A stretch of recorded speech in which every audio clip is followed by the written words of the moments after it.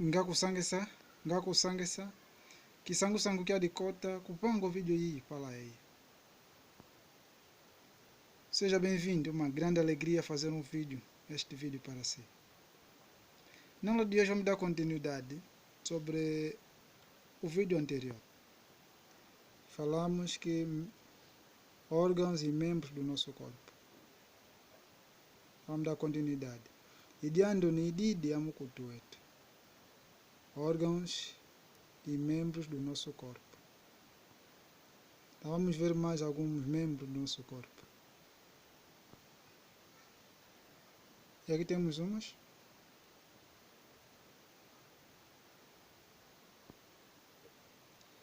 Então a primeira palavra é mukutu, corpo, mukutu, corpo, dicunda, costa, mulembo, dedo, dizo, dente, folo, face.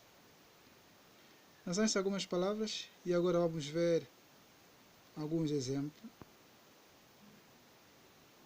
Aqui temos alguns que fica número 1, exemplo número 1.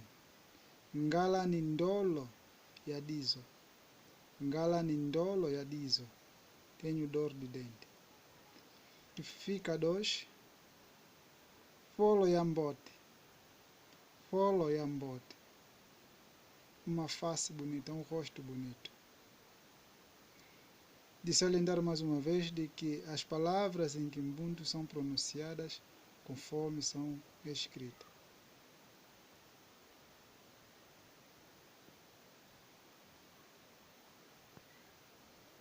Então, para resumir, temos aqui as outras palavras.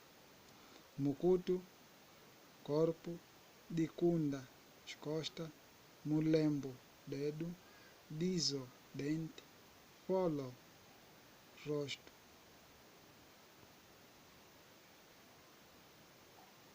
Esta foi a nossa aula de hoje. Bom proveito do vídeo. E até o próximo vídeo, que será a continuidade deste vídeo.